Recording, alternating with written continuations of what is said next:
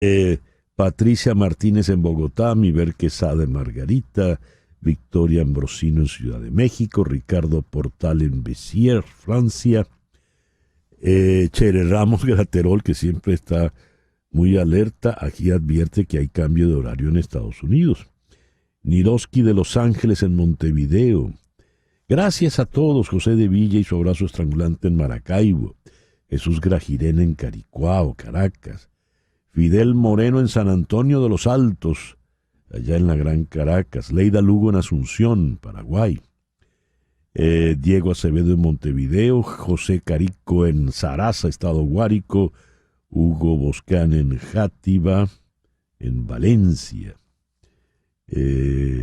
Caramba, que les han estado pasando realmente difícil, mal, allá en el Levante español. Bien, gracias por reportar la sintonía de En Conexión. En Conexión es una producción de Flor Alicia Anzola para Éxito 107.1 FM en Miami. Buenos días, Flor Alicia. Buenos días, César Miguel, y entramos en la recta final. Ahora sí es verdad que lo que nos restan son horas para que comiencen las elecciones que realmente arrancaron días atrás con el voto anticipado, pero que van a tener el día de mañana como punto culminante. Hay que estar muy pendientes de lo que ocurra y nosotros estaremos informándoselos a ustedes a través de nuestro programa de radio, nuestras redes sociales y por supuesto a través del programa de televisión que hacemos en TVB Network. Gracias, Flor Alicia. Laura Rodríguez está en la producción general. Buenos días, Laura. Muy buenos días, feliz lunes. En Madrid, en la producción informativa, Mariel Sofía Rodríguez. Buenos días, Mariel Sofía. Muy buenos días y feliz inicio de semana para todos. Jesús Carreño en la edición y montaje, Carlos Prato en los controles. Buenos días, Carlos. Muy buenos días, feliz lunes. Ante el micrófono, quien tiene el gusto de hablarles, César Miguel Rondón. Hoy, 4 de noviembre, es el día de San Carlos Borromeo. Por alguna peculiar razón a mí me suena a Margarita, más puntualmente a Pampatar. San Agrícola de Bolonia, San Amancio de Rhodes y San Emerico de Hungría. En el calendario astrológico de Enrico Mariani tenemos para el día de hoy la luna creciente en Sagitario. La luna de Sagitario es la luna ideal para el fin de semana y nos está agarrando en lunes. ¿Por qué es ideal para el fin de semana? Porque es la luna para parrandear, irse de fiesta, irse a la playa, descansar. Y nos está tocando en lunes cuando hay que ir a trabajar. Démosle otra lectura. Es la luna, por ejemplo, para buscar la verdad. Cuando usted busque la verdad, recuerde lo que cantó Serrat. Nunca es triste la verdad. Lo que no tiene es remedio. Es también la luna de la espontaneidad y es la luna de la alegría. Es excelente para la relajación física y mental. Luna creciente en Sagitario, Sol en Escorpio. Este lunes 4 de noviembre del año 2024. Hoy es el Día Mundial de la Organización de Naciones Unidas para la Educación, la Ciencia y la Cultura, la muy importante UNESCO.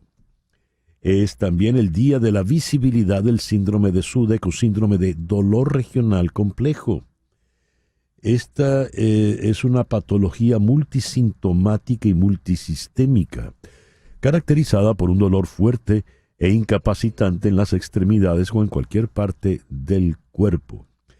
Es un trastorno neurológico que se genera debido a una reacción errónea del organismo ante traumatismos, cirugías, fracturas, inmovilizaciones, entre otros.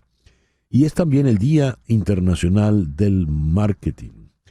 El programa que hemos preparado para el día de hoy lo vamos a iniciar con el economista y analista político José González. Estas elecciones de mañana aquí en Estados Unidos están inundadas de datos y teorías sobre qué tendencias resultarán decisivas. ¿Será una aparición de los hombres de la generación Z, hermanos de Trump? ¿Es una reacción posterior a Dobbs versus Wade por parte de las mujeres de la clase trabajadora a favor del derecho a decidir, pro-choice? ¿Una disminución de la participación de los negros y del apoyo a los demócratas? ¿Un reflujo tardío en el apoyo latino a Trump, especialmente concentrado entre los votantes puertorriqueños? ¿Qué debe ocurrir para que gane uno u otra? Eso lo vamos a conversar con José González. En Madrid vamos a conversar con Gloria Perdomo. Ella es integrante del Red Hana y del Observatorio Venezolano de la Violencia. El proceso judicial de los adolescentes detenidos y acusados de protestar tras el 28 de julio, además de las irregularidades registradas en el contexto de las detenciones, ha dejado en evidencia violaciones al debido proceso. Ninguno de los muchachos presos tiene defensa privada. Los familiares no tienen el expediente y algunas familias han denunciado tratos crueles, inhumanos y degradantes en los centros de detención. Aquí en Miami vamos a conversar con el abogado Rafael Peñalver. A un día de las elecciones hay un récord de 203 casos de votación y elecciones pendientes en 40 estados, casos que se están litigando. Por ejemplo, en los estados pivotales Georgia, Pensilvania, hay en el primero 25 casos pendientes y en el segundo 20. ¿Qué puede pasar legalmente hablando con estos casos? Luego iremos a Valencia, España, con el periodista Adrián Collado para ponernos al tanto de la situación. Ayer fue muy movido. Se aparecieron de visita el rey, la reina, Pedro Sánchez. Salió el pueblo indignado en medio del lodazal. Pedro Sánchez decidió huir y huyó acusando que había toda una estrategia, la violencia, etcétera, etcétera. El rey y la reina aguantaron estoicamente, se quedaron para escuchar las quejas y el rey sobre todo le dio la razón. Dijo, entiendo perfectamente que estén indignados y el Estado no ha respondido por ustedes. Hoy viene María Trina Burgos acá al estudio, así que por favor tengan pendientes sus llamadas, ¿verdad? Anoten de una vez el número, que siempre llaman tarde cuando ya estamos por terminar la conversación. 305-344-1071. 305-344-1071, el teléfono aquí en el estudio. Y vamos a cerrar conversando con el maestro Eduardo Marturet, el director de la MISO, la Orquesta Sinfónica de Miami. Ayer estrenó la temporada 2024-2025 con un concierto magnífico en el Arts Center. Interpretó la séptima de Dvorak, el concierto para piano en si menor de Ravel y el famosísimo bolero de Ravel. La orquesta estuvo maravillosa. Hoy vamos a hablar de la temporada que prepara para la ciudad la MISO con el maestro Marturet. Y en nuestro foro de hoy, cuando estamos ya prácticamente, como decía Flor Alicia, a horas de la jornada electoral, la vamos a definir con una pregunta. ¿Qué país es el que aspira cada partido al proponer a sus candidatos? ¿Qué país aspira a tener el Partido Republicano con Donald Trump? ¿Qué país aspira a tener el Partido Demócrata con Kamala Harris? Esto lo vamos a conversar aquí en Miami con Mili Herrera, ella es del Partido Demócrata, y con el analista político conservador republicano Arthur Estopiñán en la ciudad de Annapolis, allá en Maryland. Ese es el programa que hemos preparado para este lunes 4 de noviembre del 2024. El 4 de noviembre de 1831 inició sus actividades en Caracas la Academia de Matemáticas, bajo la dirección de Juan Manuel Cajigal y Oduardo. El 4 de noviembre de 1845 fue el primer día que se dieron elecciones uniformes en todo Estados Unidos, el primer martes después del primer lunes de noviembre. Y es lo que va a ocurrir mañana, es el primer martes después del primer lunes. El 4 de noviembre de 1864, Abraham Lincoln es reelegido presidente de Estados Unidos. El 4 de noviembre de 1899, Sigmund Freud publica la interpretación de los sueños. El 4 de noviembre de 1903, ya en los planes para la construcción del canal, Panamá se separa de Colombia. Hoy está cumpliendo 88 años Miguel Ángel Landa. Nació en Caracas en 1936. destacado actor venezolano. Esta efeméride es importante. El 4 de noviembre de 1957, Marcos Pérez Jiménez anunció al Congreso la sustitución de las elecciones presidenciales de ese año por un plebiscito para definir si continuaba al frente del gobierno por 5 años más. El plebiscito, contrario a lo estipulado en la Constitución de 1953, se realizó luego el 15 de diciembre de ese 1957. ¿Y qué creen? Pérez Jiménez ganó de manera abrumadora, como se supone que ganó Nicolás Maduro el 28 de julio. Sin embargo, los resultados, tal como ocurrió el 28 de julio, no los respetó nadie. Nadie se lo tomó en serio. Y todo eso allanó el camino para que pocos días después, el 23 de enero de 1958, cayera la dictadura y Marcos Pérez Jiménez huyese en el famoso avión La Vaca Sagrada. ¿Se repetirá la historia en todas sus etapas? Seguimos con las efemérides. Hoy cumple 55 años el actor Matthew McConaughey.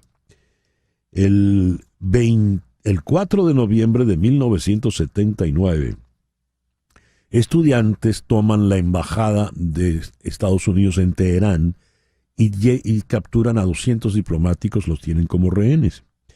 Eso allanó el camino para consolidar la victoria electoral de Ronald Reagan, que ocurrió exactamente al año, el 4 de noviembre de 1980. El 4 de noviembre de 1995, un extremista judío ultraconservador, Yigal Amir, asesina al primer ministro Yitzhak Rabin. El 4 de noviembre de 2008, Barack Obama se convierte en el primer afroamericano en ser elegido presidente de los Estados Unidos. Y otra efeméride muy importante, el 4 de noviembre del 2016, hace 8 años ya, entra en vigor el Acuerdo de París, el tratado internacional que busca combatir el cambio climático, aprobado el 12 de diciembre del 2015 en la Conferencia de Naciones Unidas sobre el Cambio Climático, que busca establecer objetivos a largo plazo para reducir las emisiones de gases de efecto invernadero y disminuir el aumento de la temperatura global en este siglo a 2 grados centígrados, incluso reducirla en 1.5 grados Celsius.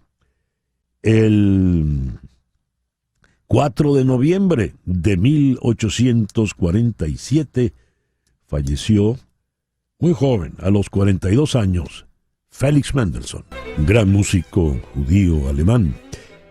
Escuchamos allí al fondo su concierto en mi menor para violín con la virtuosa Hilary Hahn y la Filarmónica de Oslo. Y el 4 de noviembre de 1876 se estrenó la Sinfonía número 1 en Do mayor de Johannes Brahms. Y tenemos el movimiento número 1 de esa sinfonía en la grabación de la Filarmónica de Berlín bajo la dirección de Herbert von Karajan.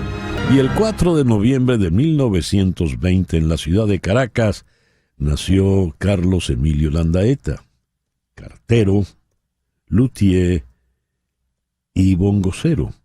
Carlos Emilio Landaeta, a lo mejor usted no sabe quién es, pero si yo le digo pan con queso, allí lo tenemos en la versión de Papá Montero con el Sonero Clásico del Caribe, en una grabación de 1977, producida por el Flaco Álvarez.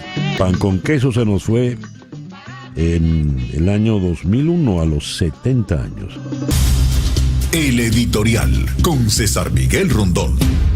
Al leer las efemérides, me resultó inevitable reparar en la fecha del 4 de noviembre de el año 1957, cuando el dictador Pérez Jiménez dice no va a haber elecciones, lo que va a haber es un plebiscito para ver si el pueblo quiere que ellos sigan en el poder. Como ocurre en los regímenes dictatoriales, las elecciones se hacen el 15 de diciembre y el plebiscito, se hace el 15 de diciembre y claro, gana Pérez Jiménez. En ese contexto, pues, poco hemos cambiado. El 28 de julio del año 2024 se hicieron elecciones generales y el dictador Nicolás Maduro no pudo aceptar que el pueblo le despreció. Así que se votó en su contra en una proporción de 70-30. Pero el Consejo Nacional Electoral de la dictadura dijo lo contrario, ganó Nicolás Maduro y el 10 de enero del 2025 deberá ser juramentado como presidente. El verdadero ganador de esas elecciones, lo sabemos todos, fue el diplomático Edmundo González Urrutia, quien es el que debería ser legítimamente proclamado presidente constitucional el próximo 10 de enero. El régimen, desde el día 28 en la noche, ha desatado una terrible represión como nunca antes la habíamos visto. Y se prepara para incrementarla. Voy a leer esta noticia. Si usted no es fascista, no se preocupe. Deben preocuparse los fascistas, neofascistas y los odiadores de siempre. Así advirtió el número 2 del chavismo, Nicolás Maduro, sobre la aprobación en la Asamblea Nacional de la ley contra el fascismo, neofascismo y expresiones similares propuesta por el gobierno. Dicho instrumento legal se aprobó en primera discusión el 2 de abril, después de que la vicepresidenta Delcy Rodríguez la presentó ante la plenaria. Desde agosto está en fase de consulta nacional. De la normativa de 30 artículos, la alta funcionaria destacó que se crean nuevos tipos penales para castigar severamente cualquier acción que se considere promueva el fascismo. Los conceptos de fascismo y neofascismo están también en la ley contra las ONG, la ley de comunas, y todo indica que en la reforma de las leyes electorales que promete el chavismo para antes del 15 de diciembre, también estarán los alegatos contra el fascismo. Defensores de derechos humanos alertan que ambos conceptos encierran nuevas y serias amenazas desde Miraflores contra la disidencia, como preparación a una etapa de mayor represión a partir de enero de 2025, cuando advierten se instale un gobierno de facto en Venezuela. Y allí el detalle. Si se siguen las cosas como están, el 10 de enero se juramentará Nicolás Maduro como presidente. Y al hacerlo, estará dando un golpe de Estado.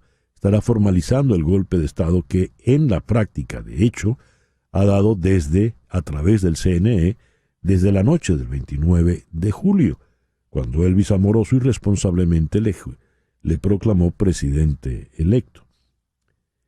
Para arremeter contra el país nacional que le adversa y le repudia, vienen todas estas leyes, las leyes contra el fascismo.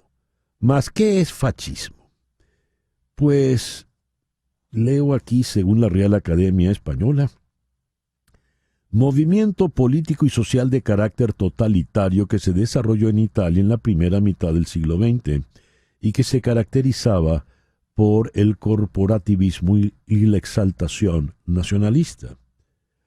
A la fecha es un movimiento de extrema derecha autoritario ultranacionalista.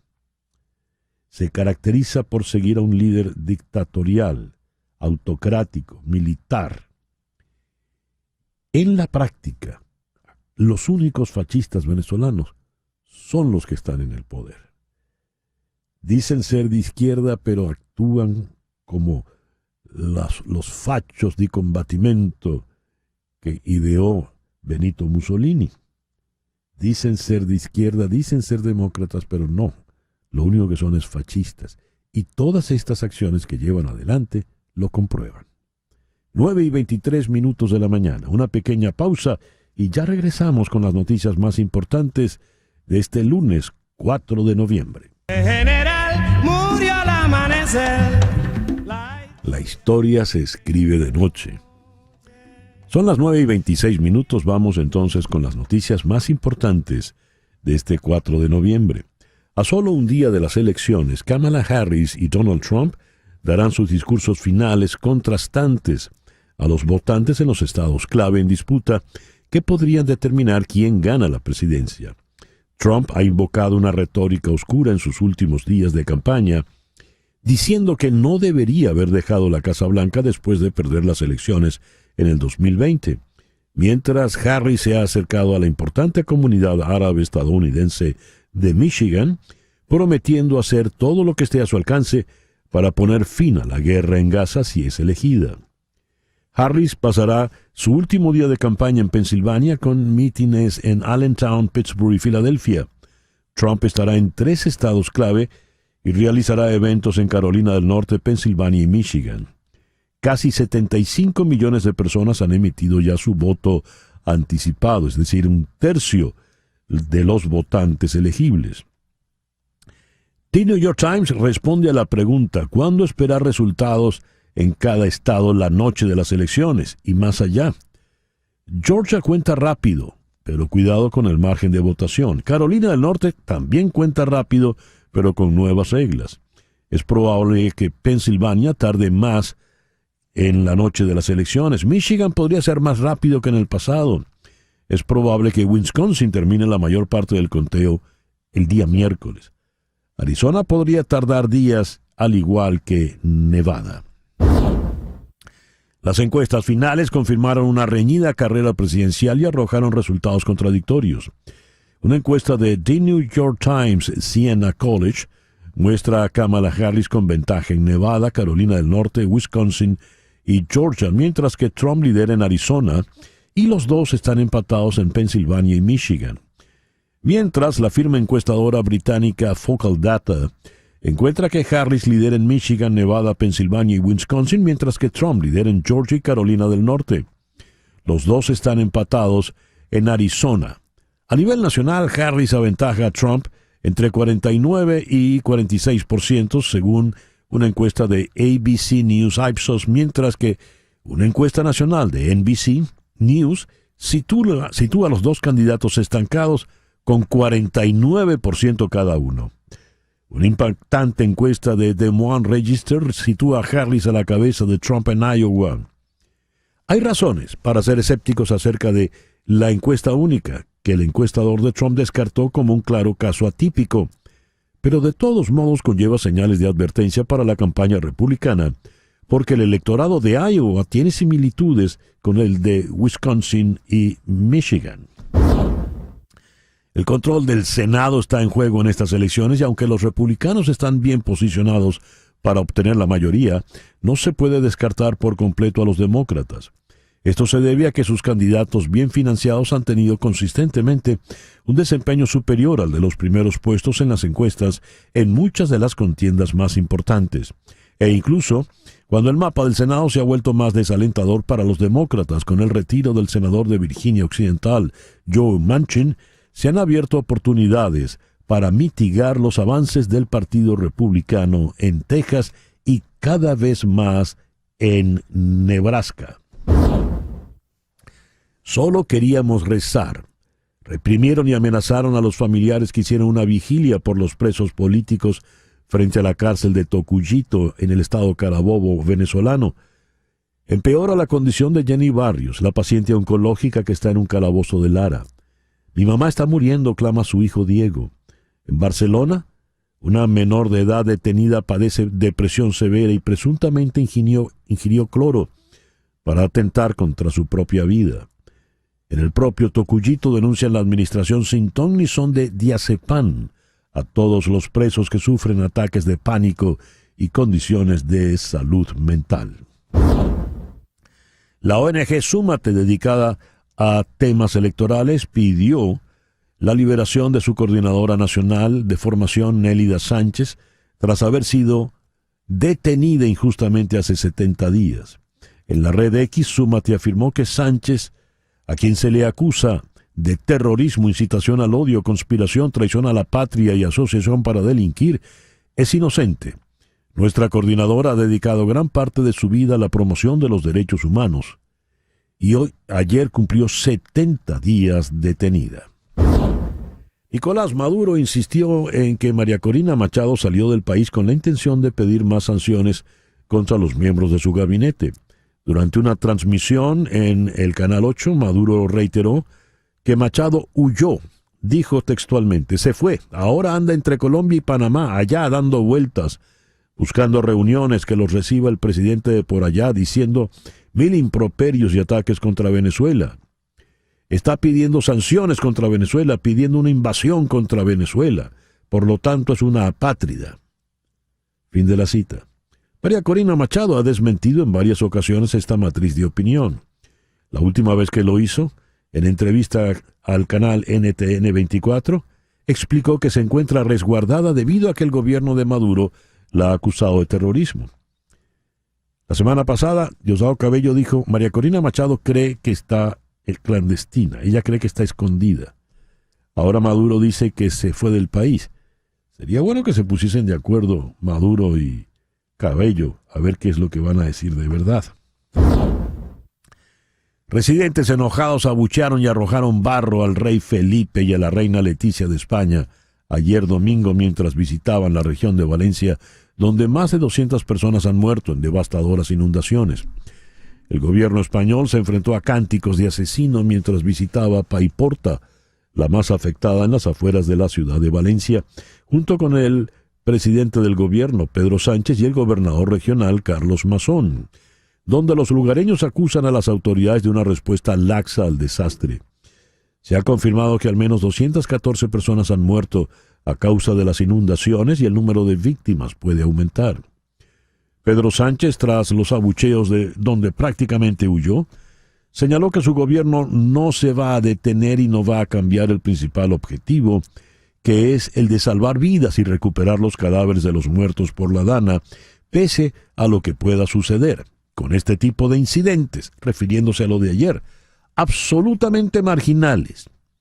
Rechazo cualquier tipo de violencia que se pueda perpetrar como la vista por desgracia en el día de hoy, dijo Sánchez tras compartir la angustia ciudadana.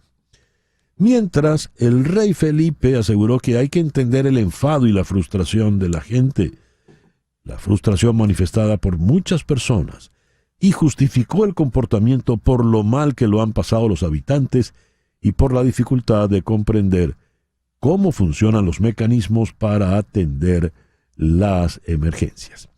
Y a las 9:34 vamos con, otra noticia importantísima del día de ayer. El gran Quincy Jones, uno de los grandes de la música popular en Estados Unidos en el siglo pasado y lo que va de este, nos dejó ayer a los 91 años. Hizo de todo con todos, desde Frank Sinatra hasta Michael Jackson. Y cuando se grabó ese tema, We Are the World, con todas las grandes estrellas en un estudio en una sola noche, hay un documental maravilloso que recomiendo ver, La Gran Noche del Pop. Todos coincidieron en que Quincy Jones era el único que podía estar allí para poner orden, dirigir, porque era el más respetado entre los más respetados. Bien, ahora sí vamos con nuestra primera entrevista del día de hoy. Estas elecciones están inundadas de datos y teorías sobre qué tendencias resultarán decisivas. ¿Será una aparición de los hombres de la generación Z, hermanos de Trump? ¿Una reacción posterior a Dobbs versus Wade por parte de las mujeres trabajadoras a favor del derecho a decidir, pro-choice? ¿Una disminución de la participación de los negros y del apoyo a los demócratas? ¿Un reflujo tardío en el apoyo latino a Trump, especialmente concentrado entre los votantes puertorriqueños? Y lo clave, ¿qué debe ocurrir para que gane uno o gane la otra? Pues bien, quien ha manejado al detalle todos estos números es el amigo, el destacado economista y analista político José González. José, muy buenos días. Muchísimas gracias por atendernos.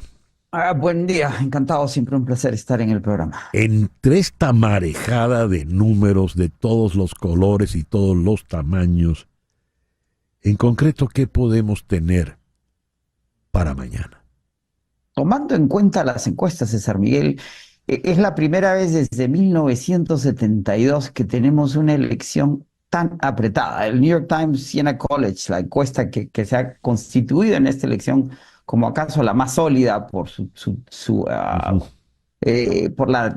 por la forma de aplicarla, por la técnica, establece que estamos a 49 para Harris y 48 para Trump. Hay que tomar en cuenta que en esas encuestas Biden estaba por debajo de 6, Harris llegó a estar por encima de 4 y Trump ha recuperado esos 3 puntos casi fracción por fracción en las últimas semanas. Y la elección se va a definir básicamente en esos 7 estados, que son los estados clave: Pensilvania, Nevada, Wisconsin, Michigan, North Carolina, Georgia y Arizona, pero en realidad en 3: Pensilvania, Wisconsin y Michigan. Y acaso en los suburbios de Filadelfia. Y la clave, según los encuestadores y los analistas de los números, ¿y por qué Pensilvania es clave? Porque tiene 19 votos electorales, cuando el resto de estos estados tienen entre 6 y 16 votos electorales. Y la clave podría ser, si las encuestas están en lo correcto, en el muestreo, en que ciertas demografías de etarios blancos de esos suburbios voten por Harris, lo que podría decidir la elección. Esta no es una elección basada en ideología, sino en género y en educación. Si te das cuenta, en las últimas semanas, la campaña de Trump se ha enfocado en los hombres blancos, entre 17 y 24 años y 40 a 60, ese es su discurso, y el de Harris en el tema del aborto, que apela a las mujeres. Y se han atrincherado, y eso indica muy claro cómo se va a definir esta elección. Lo que ha llamado la atención en los últimos días es la encuesta en Iowa, que ha votado republicano en las últimas 3 elecciones y votó por Trump en las últimas 2 elecciones. 47 a favor de Harris, 44 a Trump, con un margen de error del 3.4%. Y una encuesta que hace Univision en Pensilvania entre los latinos, que manifiestan en 64% votar por Harris, 30% de Trump, por aquella intervención en Madison Square Garden sobre Puerto Rico como una isla de basura flotante. Leo esta observación y me gustaría tu impresión de esto. Lo reñido de la contienda merece repetir lo que recientemente se ha convertido una especie de mantra en 538. Una contienda reñida en las encuestas no significa necesariamente que el resultado será reñido. Los 7 estados indecisos todavía están a favor de un error normal en las encuestas de favorecer al candidato que actualmente está, entre comillas, perdiendo en cada uno de esos estados. ¿Cómo se explica que las encuestas nos digan está reñido, pero de repente el resultado nos dé una ventaja clara, por no decir holgada, a favor de uno o la otra? Por el margen de error, que dependiendo de las encuestas es entre más o menos 2,5% y 3,5%. ¿Eso qué significa? Que ese 47-47, si le sumamos 3,5 a uno y le restamos 3,5 a otro, se puede convertir en una diferencia de hasta el 7-5%. Por eso el margen de error es clave al analizar las fichas técnicas en las encuestas. En el margen de error en esa encuesta de Iowa, como decíamos, es 3.4. Y las encuestas, hay una discusión metodológica sobre las encuestas. Las encuestas, de nuevo, no son predictivas, son descriptivas de un momento singular en la intención de voto de los votantes. Y las encuestas tienden a ser emocionales, si a uno le preguntan por qué va a votar. Y el voto, en última instancia, es siempre racional. Es una decisión riesgo-retorno, costo-beneficio. Voto por quien yo siento, pienso, creo que me va a favorecer. Entonces, ese margen de error, y particularmente en las últimas elecciones, donde no se midió muy bien la base de Trump, y por otro lado, que en la medida que ahora las encuestas se hacen por teléfono celular, y uno ve en el celular quién está llamando y no llama, y no contesta la llamada, el número de llamadas versus las llamadas contestadas para hacer el muestreo, ha generado distorsiones en las encuestas que hemos venido viendo en las últimas elecciones, particularmente desde el Brexit. Por eso las elecciones hay que seguirlas como una secuencia de encuestas. Cuando uno ve la secuencia en el tiempo, en donde se da cuenta de la tendencia. Y la tendencia es a un empate técnico, pero podría cambiar, además, en cómo se movilice el voto. En Estados Unidos hay lo que se llama el gender gap. Hay más mujeres registradas para votar que hombres, y eso es una diferencia del 4%. 84.4 millones de mujeres registradas, 77 millones de hombres. Votan en promedio en los Estados Unidos el 66% de los electores registrados. Si se movilizan los hombres, debería ganar Trump. Si se movilizan las mujeres y las minorías, debería ganar Harris. Si se movilizan los hombres y las mujeres con educación universitaria, favorecen a Harris. Si se movilizan los hombres y las mujeres en educación universitaria, en ciertos demográficos, debería ganar Trump. Por eso es que las encuestas en esa complejidad nos dan este empate técnico. Y hay que recordar, ¿para qué sirven las campañas? Para motivar y movilizar el voto. Quien movilice el voto gana. En los Estados Unidos mañana, desde la mañana, los muchachitos voluntarios, las muchachitas voluntarias de las campañas van puerta por puerta, le dicen, señor, ya votó, yo lo llevo a votar. Esa es movilización. Sí. Recordar que Biden ganó Pensilvania, que le dio el triunfo electoral por 40.000 votos. Hay 400.000 boricos puertorriqueños en Pensilvania. Si se movilizan y se motivan por el incidente en Madison Square Garden, Harris podría llevarse Pensilvania. Si no se movilizan, podría llevarse el otro. A ver, ¿y el Congreso? Porque el Senado va a cambiar seguramente. ¿Qué pasa con estas elecciones en lo referente al Congreso? Porque gane Trump, gane Harris, van a tener una situación no precisamente cómoda a la hora de vérselas con el legislativo. ¿Cómo ves eso, José? Correcto. Según las mismas encuestas, el Partido Republicano debería tener mayoría en el Senado. Y recordemos que el Partido Demócrata todavía tiene una mayoría de únicamente 2 votos. Y en la primera mitad de su administración, Biden tenía la mitad exacta de los votos. De ahí que el voto de la vicepresidente fuera clave en ese momento. Y las mismas encuestas dicen que la Cámara de Representantes reproduce la elección presidencial, prácticamente 50-50. ¿Por qué es importante el Congreso? Porque en ambas campañas, en ambas propuestas de los candidatos, se están proponiendo medidas económicas que van a depender del voto del Congreso, particularmente en el caso de Harris. Es decir, si Harris gana, pero no tiene una mayoría clara o una capacidad de negociar esas mayorías, muchas de sus reformas se quedarían en propuestas y no serían aprobadas. En Estados Unidos, el Congreso, se dice en inglés, tiene the power of the purse, el poder de la cartera. Es quien en última instancia decide cómo se gasta el dinero de la nación representada por los impuestos. Ahí viene otro problema. Y hay un temor hoy en Washington de que pase lo que pase mañana, el país podría seguir una suerte de tumulto. Nos queda claro que si gana Harris, las protestas de la campaña de Trump van a ser muy claras. Y si gana Trump, las tensiones en el Congreso, similares a su primer gobierno, donde tuvo 2 procesos políticos de impeachment, podrían repetirse. La elección no va a terminar de resolver las tensiones políticas en el país. Así es. Me gustó la frase que dijiste de que las encuestas son descriptivas, no predictivas. Y esto es interesante porque es solo en Venezuela donde algunos encuestadores son pronosticadores, son casi quiromantes, ¿no? Y entonces uno se confunde. Son fotografías de un momento singular y la última encuesta es ayer, pero la elección es mañana. La última encuesta en última instancia es la elección, donde el universo completo se moviliza. Importante en esta elección, ya han votado por correo 75 millones de electores, que es la mitad de la elección del 2020 y es 1/3 del total de los electores. Por eso, de nuevo, cuando uno ata las fotografías, ve la película y uno ve la tendencia, eso no significa, de nuevo, las encuestas no predicen. La naturaleza humana es compleja. En última instancia votamos por quien nos da la gana o por quien queremos y el encuestador no puede medir eso. Y lo que sí es cierto es que 6 de cada 10 encuestas históricamente han estado acertadas. Es decir, las encuestas en promedio no se han equivocado, pero en ese 40% en que la figura no fue clara, los resultados fueron sorpresivos. Bueno, entonces llegamos a la batalla de los sexos, hombres contra mujeres, por lo visto. Correcto, ese es y de la educación. Y hay que recordar que la clave en la contemporaneidad no es la clase, es la identidad. La gente ya no quiere revolución, quiere inclusión.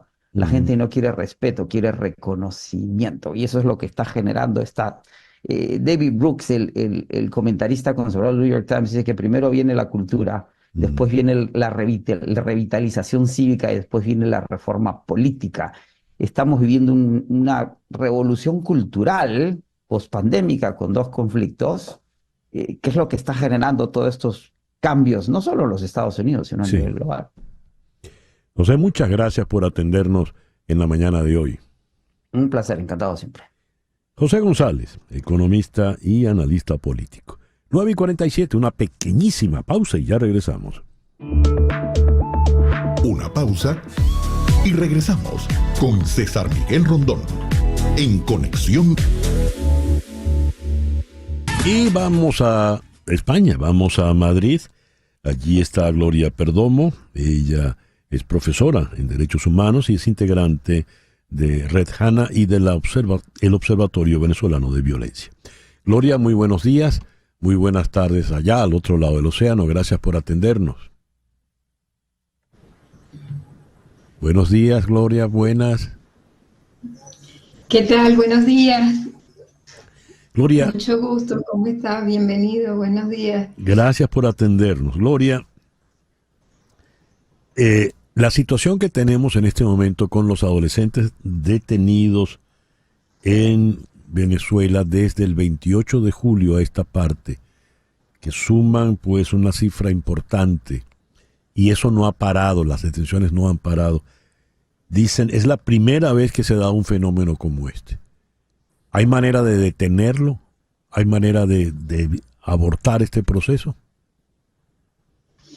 Bueno, pues ciertamente sí, o sea, efectivamente la ley, si nos atenemos a lo que está previsto en la ley, tenemos en la LONA una ley garantista de los derechos humanos, en particular los derechos humanos de adolescentes que han sido privados de libertad o que están sometidos a procesos judiciales.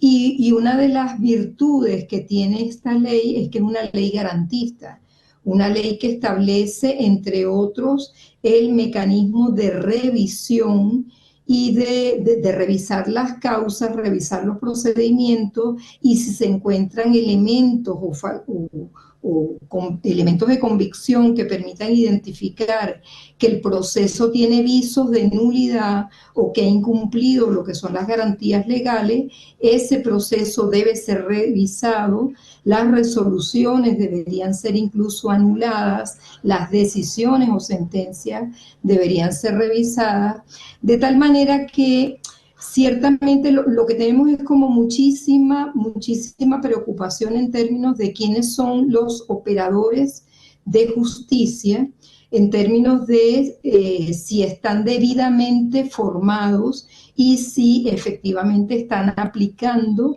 los procedimientos, las normativas, lo que establece la ley para justamente asegurar justicia y garantizar los derechos de esta población. Fíjese, Gloria, en Barcelona, en la cárcel, una adolescente menor de edad intentó suicidarse ingiriendo cloro. Padece una depresión severa, está acusada de terrorismo, ya tiene 70 días presa. En la cárcel de Tocuyito, la administración de la cárcel administra sin ton ni son diazepam a todos los detenidos con ataques de pánico y en condiciones de salud mental. Me gustaría su comentario al respecto. Bueno, desde el punto de vista humano es una barbarie. Desde el punto de vista de lo que eso implica y las consecuencias que tiene en términos de salud mental, integridad física de esta población que está detenida, es una barbarie. Y la pregunta que tendríamos que hacer es, ¿dónde están las autoridades del sistema de protección que existen en el país? Los cargos y las personas que son responsables de esos cargos están allí habilitados, y esas personas, bueno, tienen responsabilidad directa. A ellos, yo le preguntaría directamente al defensor del pueblo, a la presidenta del Consejo Nacional de Derechos, a los que están a cargo del sistema de protección de la niñez, específicamente allí en el caso de Anzoátegui, qué tipo de vigilancia, de verificación de estas denuncias están haciendo, qué tipo de acciones o de medidas están implementando, porque de ellas depende la vida, no solo es la Sí. integridad Y psíquica, sí, la integridad de estos muchachos en términos de salud mental, es que efectivamente está en riesgo su vida y su destino. Un sí, muchacho detenido a quien no se le han cumplido las garantías legales, a quien no se le asegura el acceso a la justicia en los términos que corresponde. ¿Qué tipo de formación, qué tipo de destino y de imagen de lo que es su sí. país, de lo que son las instituciones y las autoridades se está formando?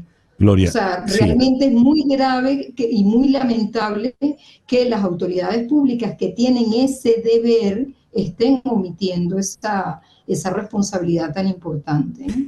Una última pregunta, Gloria. Las madres que van a visitar a sus hijos y a sus hijas dicen que han recibido maltrato y chantajes. ¿De qué estamos hablando? Las denuncias que se han conocido hablan incluso de chantaje directamente en términos de decirle el muchacho tiene, o decirle directamente al muchacho y también a los familiares, él tiene que inculparse, tiene que señalar que es culpable o que estaba involucrado, para entonces que no se le va a aplicar la pena máxima o va a dejar de pudrirse. Esa es la información que está circulando, ¿no? No se va a pudrir en la cárcel, sino que va a tener 6 o 5 años de cárcel. Estamos hablando de un delito grave por el cual debería ser acusado y señalado ese funcionario o el directivo de esa institución donde están ocurriendo esos hechos. Gloria, muchas Eso es un gracias. delito, no es otra cosa, es un delito. Sí. Muchas gracias, Gloria, por atendernos en la mañana de hoy.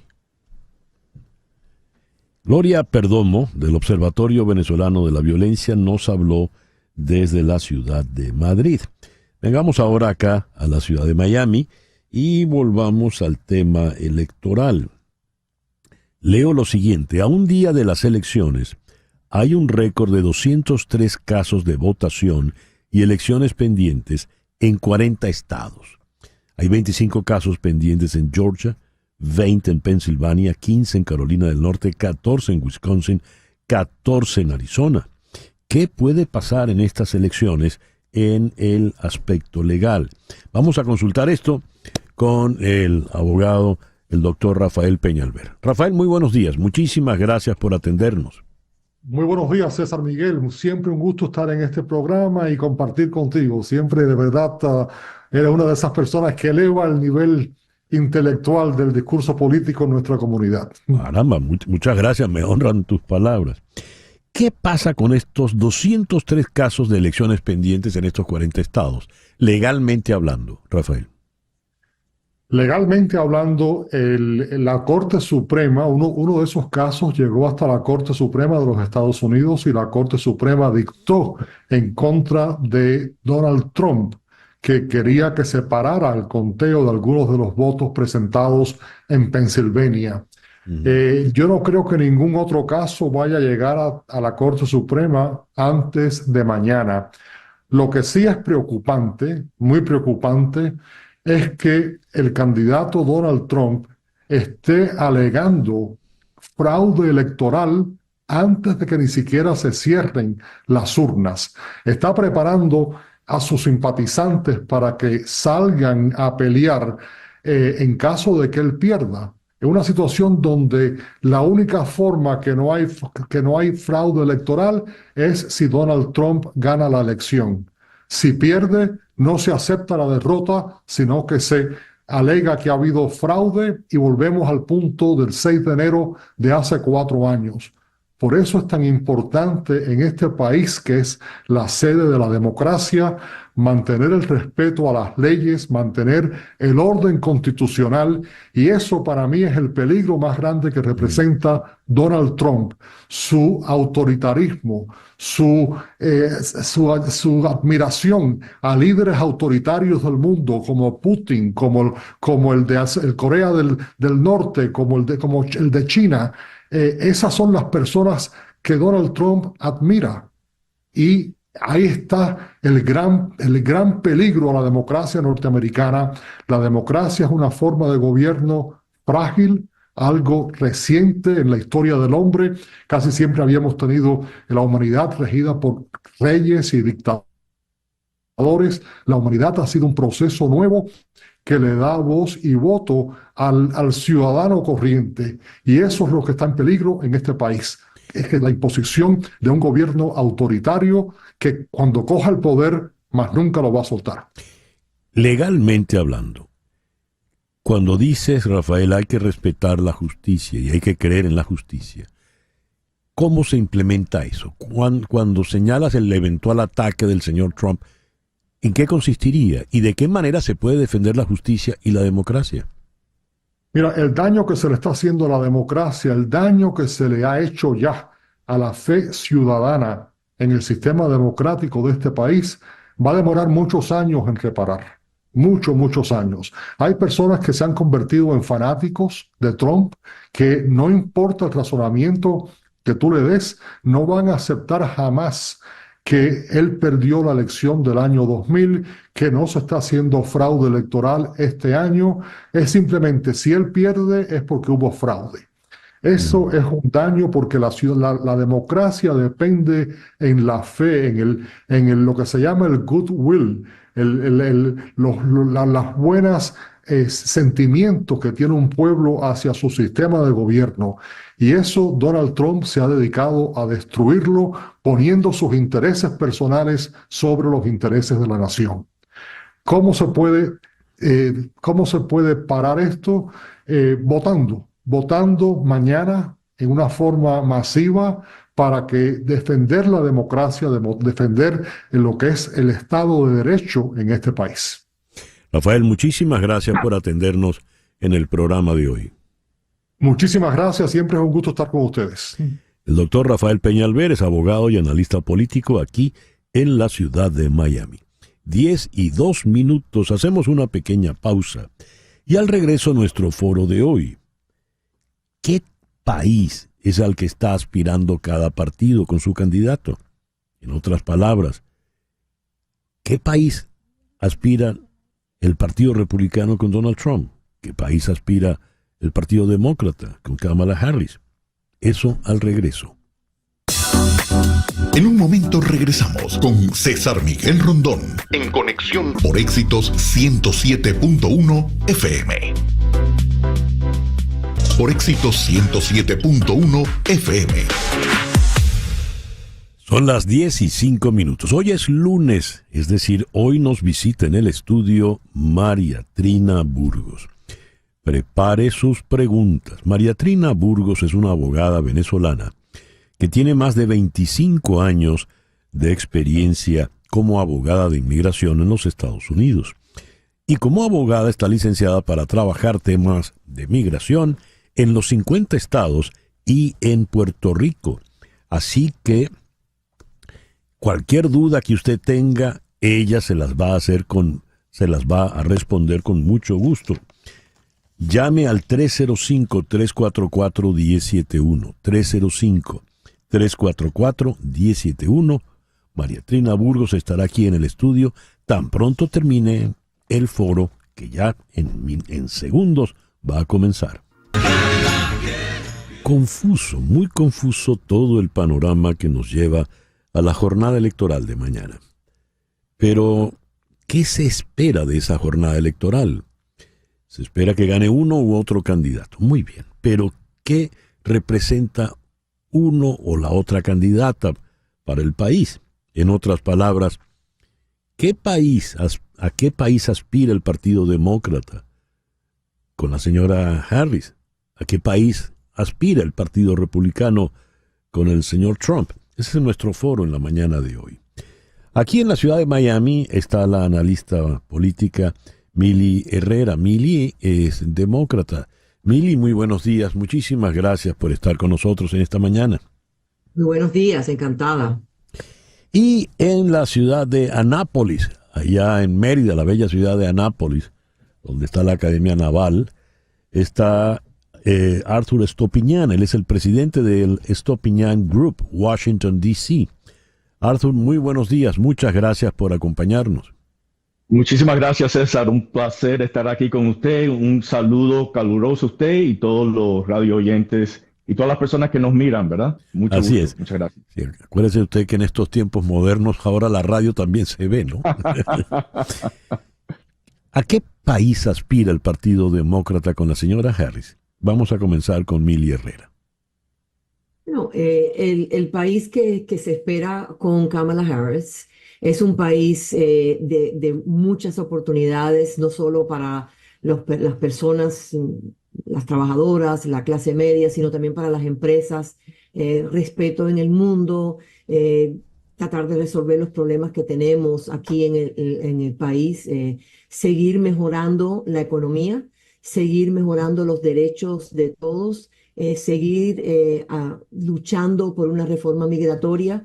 Lo más importante es una visión positiva, una visión donde vamos a resolver problemas y no vamos a estar enfocándonos en quién nos hizo, quién habló mal de nosotros, quién está en contra de nosotros. Eso no es la propuesta de Kamala Harris. La propuesta de Kamala Harris es positiva para un mejor futuro y hacer todo lo posible para eso elegimos a nuestros dirigentes, es para que busquen soluciones para los problemas del día a día nuestro.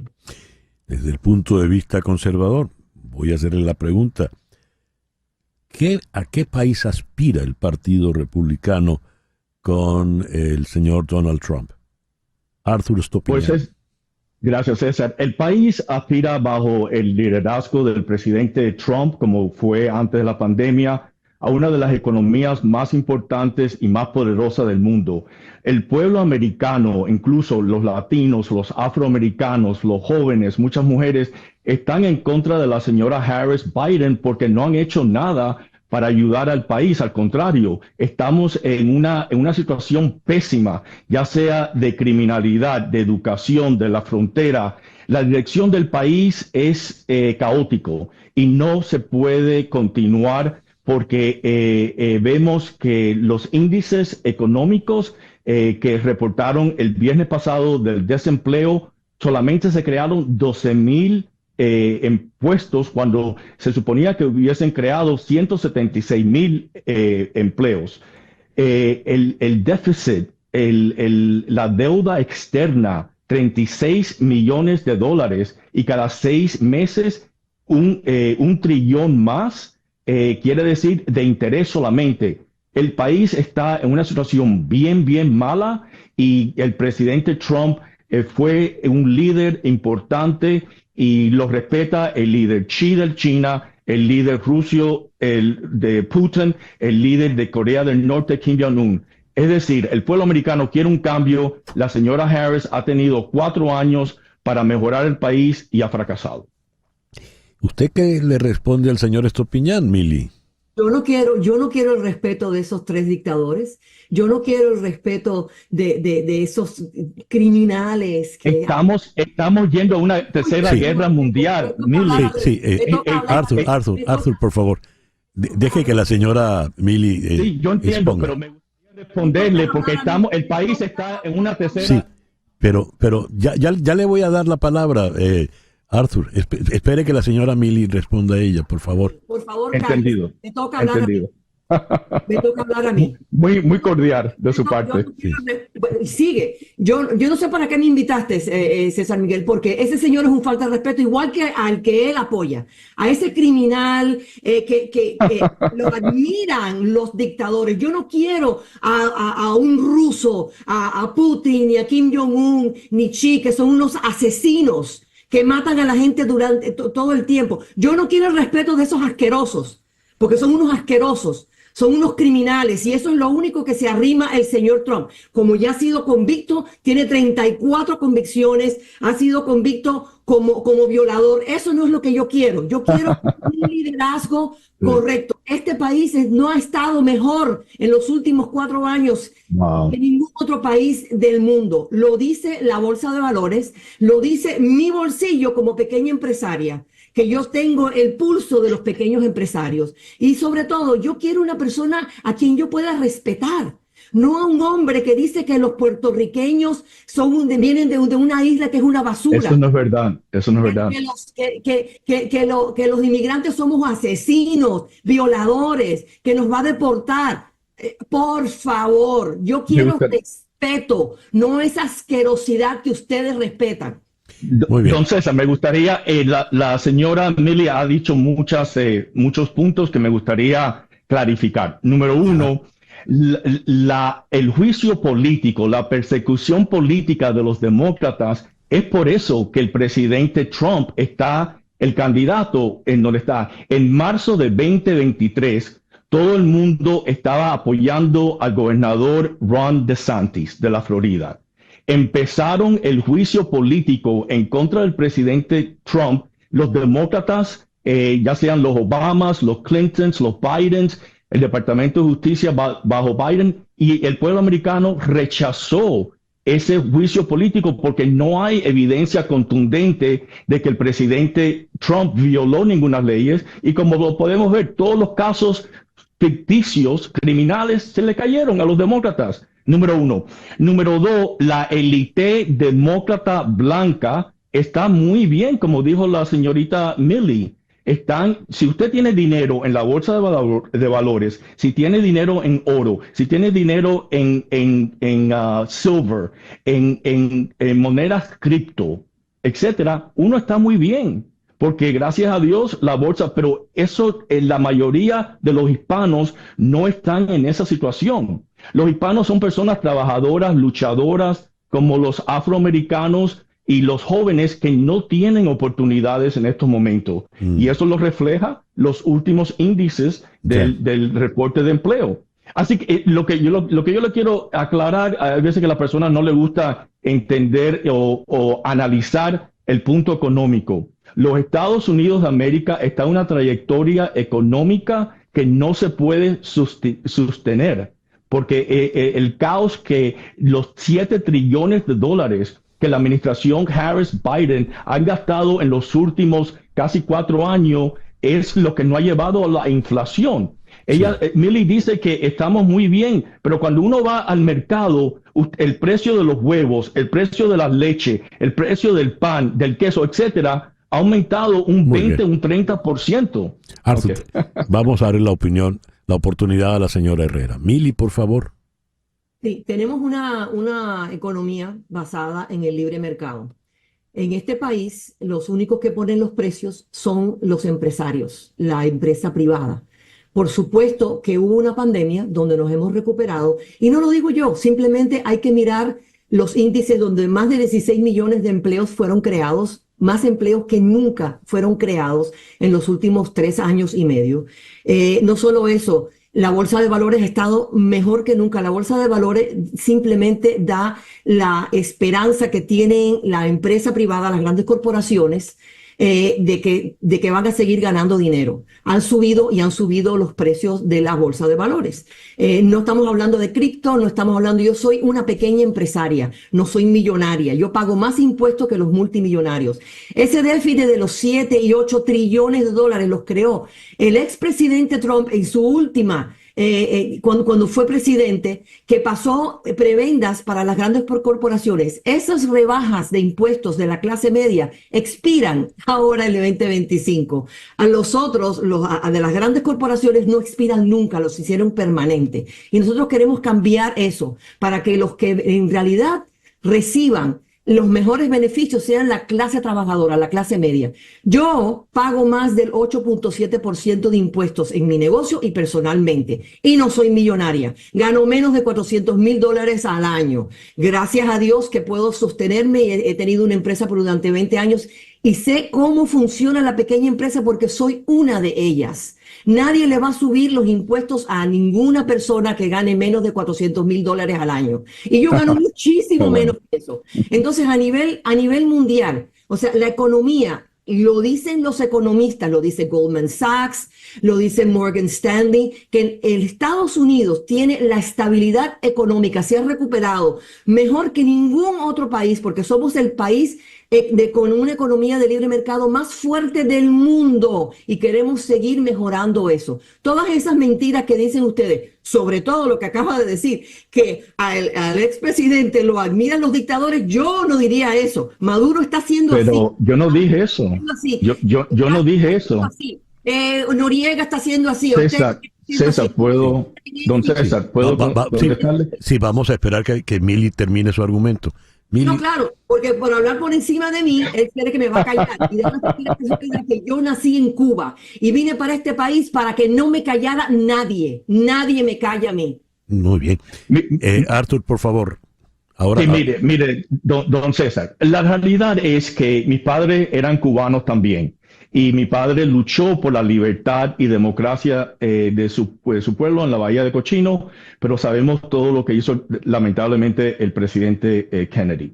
La realidad es que la señora Harris no ha expresado, no ha dado una visión económica para crear empleos. Ella no ha creado en su vida ningún empleo. Usted sabe lo que la señora Harris ha hecho. Como procuradora y senadora de California, en la ciudad de San Francisco, una de las ciudades más bellas de los Estados Unidos, es una zona de guerra para los drogadictos porque se han convertido en zonas de zombies. El estado de California le provee las drogas y las jeringuillas para que las personas puedan consumir esas drogas.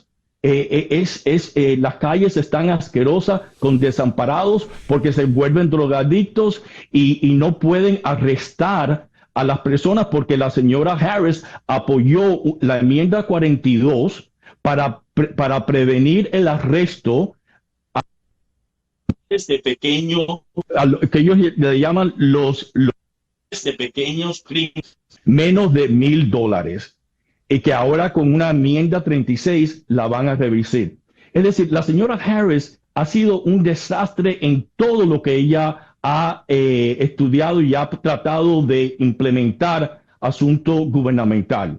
Y el pueblo americano lo ve, don César. El pueblo americano quiere un cambio y es cómico y es de chiste que la señorita Milley explica que ellos quieren continuar con el desastre de lo que está viviendo la clase trabajadora. Por eso muchos demócratas se han unido al presidente Trump, como el señor Kennedy. Una familia dinástica de demócratas se unieron a Trump. Elon Musk, uno de los hombres más importantes, inteligentes, innovador de nuestro tiempo, se unió al presidente Trump. La congresista Galbert del estado de Hawái, demócrata toda su vida, se unió. Todos los demócratas que no son izquierdistas, socialistas, con una agenda global, se han unido al presidente Trump, porque este país se hunde si continuamos con estas policies de la señora Harris Biden. Muy bien. Ya a manera de conclusión, porque el tiempo se nos ha acabado, le dejo brevemente la palabra a Mili, por favor.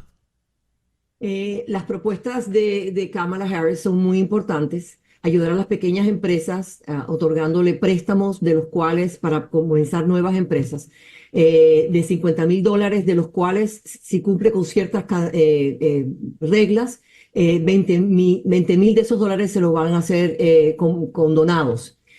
Hablando otra vez sobre la reforma migratoria, es muy importante que tengamos una reforma migratoria que llevamos 30 años luchando por ello, los republicanos se niegan a ella.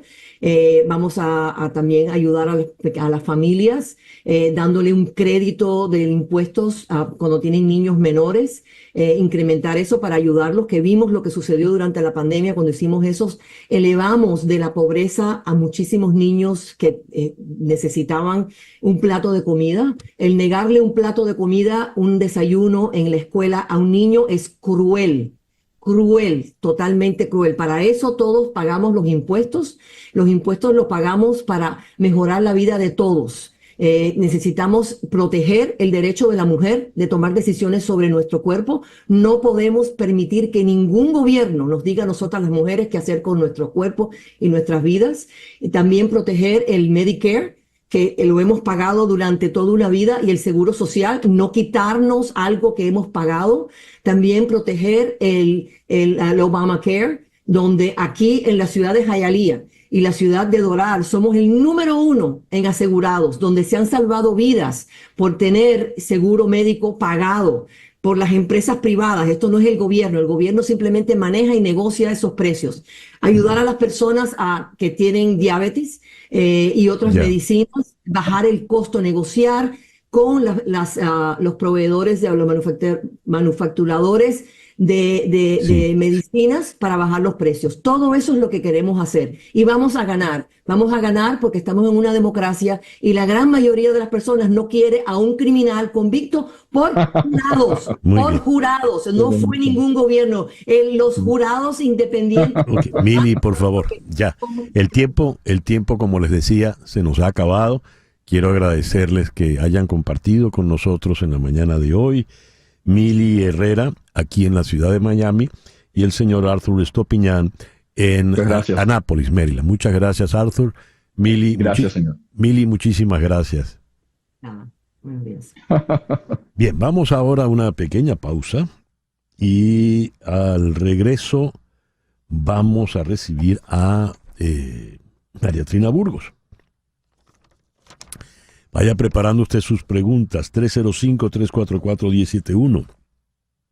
Es el teléfono aquí en el estudio. 305-344-1071. Esto es En Conexión por Éxito 107.1 FM. En Miami. Una pausa y regresamos con César Miguel Rondón. En Conexión.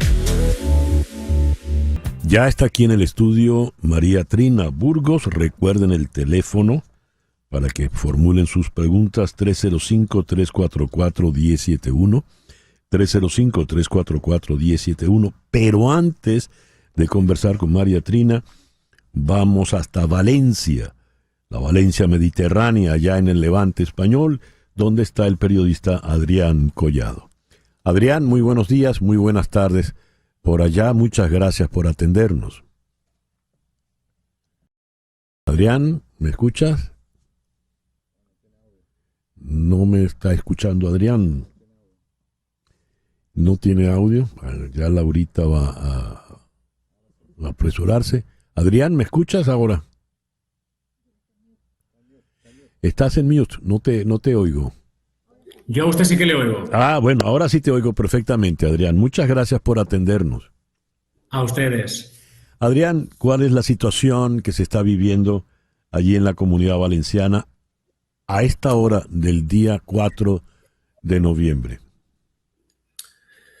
Pues la situación, César, sigue siendo un tanto dramática. Han pasado casi una semana. Recordemos que todos los sucesos acontecieron el martes pasado, en torno a la tarde-noche, en torno a las 6, 7, 8 de la tarde. Y a día de hoy, a pesar de todos los avances, la situación sigue siendo bastante alarmante. La cifra de desaparecidos sigue siendo muy alta. Es verdad que las noticias en cuanto a la cifra de fallecidos se ha mantenido estable, no se ha actualizado durante los últimos días. La cifra oficial, importante recordar esto, pero en las calles el sentimiento sigue siendo un poco el del estado de shock de todos los vecinos. Por suerte en España nunca habíamos vivido una situación así, no estábamos acostumbrados. Por desgracia ya nos ha tocado vivirla, pero la situación es de completo shock. Creo que todavía la gente no es consciente, no somos conscientes de la magnitud de lo que ha sucedido. La cifra de fallecidos a estas alturas, ¿cuál es, Adrián? La cifra oficial está por encima de los 200 muertos. Creo que la última cifra eran 217 fallecidos. Ya. ¿Qué ocurrió ayer con la visita de los reyes y del presidente del gobierno? Ayer lo que sucedió fueron momentos de una gran crispación. Había una visita programada a la localidad de Paiporta, la que llaman la zona cero de la tragedia, una localidad de en torno a 30.000 habitantes, en la que la cifra oficial de fallecidos se sitúa en torno a 60-70. Es la localidad con la cifra de fallecidos más alta. Era la primera visita que hacía Su Majestad el Rey, la segunda que hacía el presidente del gobierno, más bien primera, porque la primera oficial fue simplemente una pequeña comparecencia ante los medios, pero nunca había llegado a pisar el terreno. Y entonces en España tenemos una expresión que decimos que no está el horno para bollos. Es decir, mucha gente entendió que no era el momento más propicio para esta visita. ¿Por qué? Pues porque el sentimiento de abandono y de desprotección de los vecinos era muy grande. Eso, unido a un contexto en el que la gente, recordemos que ha perdido a familiares, amigos, sus casas, sus negocios, pues en 5 días de auténtico drama no habían visto o no veían cómo había llegado la ayuda necesaria. Yo puedo decirte en primera persona, estuve el jueves, estuve el viernes, estuve el sábado, estuve el domingo en otra localidad y los militares los primeros días se podían contar con los dedos de una mano. Lo que había allí era algunos servicios de rescate, protección civil, cuerpos de bomberos, pero el cuerpo realmente preparado, que es el ejército, todavía no había aparecido en la medida de lo que la catástrofe necesitaba. ¿Y qué reclamaban los vecinos? ¿Qué reclamaban los voluntarios a los Reyes y a Pedro Sánchez? Reclamaban atención, ya digo que el sentimiento unánime era el de completo abandono y completa desprotección. Además, por un cálculo político bastante perverso. Lo que ha recriminado a la gente es que mientras había vidas que salvar, había un cálculo político detrás que a ojos de la gente y el sentir de la gente era inaceptable. Se reclamaba la auténtica inacción por parte del Ejecutivo. Al presidente del Gobierno, en este caso, se le reclamaba que no había asumido la gestión y la responsabilidad de la catástrofe, que no había querido declarar el estado de alarma, y al presidente de la Generalitat Valenciana, en este caso, se le reclamaba también una inacción, una pasividad muy grande, y además de los fallos previos, tanto antes como durante como después de la catástrofe. ¿Y cuál era en qué consistía el cálculo político para no declarar la emergencia? Es una cuestión de asumir la gestión y la responsabilidad. Lo que achacaba Carlos Mazón o la Generalitat Valenciana era que era el Estado el que tenía que asumir o que tenía que declarar el estado de alarma para hacerse cargo de toda la responsabilidad, de toda la gestión, de poder utilizar a todos los recursos posibles del Estado, en este caso el Ejército. Para que la gente se haga una idea, don César, en España hay 17 comunidades autónomas. Es decir, es como si en una empresa hubiera 17 jefes distintos. En este caso, la competencia de las comunidades a nivel de defensa, a nivel de fuerzas y cuerpos de seguridad, las comunidades autónomas tienen la competencia de los bomberos, de la policía local y de la protección civil.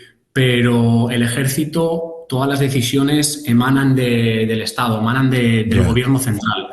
Entonces, lo que le reclamaba la Comunidad Valenciana al Gobierno era que declarase el estado de alarma, y lo que decía el Gobierno era que era la Comunidad Valenciana la que tenía que pedir al Gobierno que declarase la solicitud. Claro. Se entiende perfectamente, Adrián, que caer en una discusión de cálculo político en medio de una tragedia de estas dimensiones pues es imperdonable. ¿Y qué le reclamaban a los Reyes puntualmente?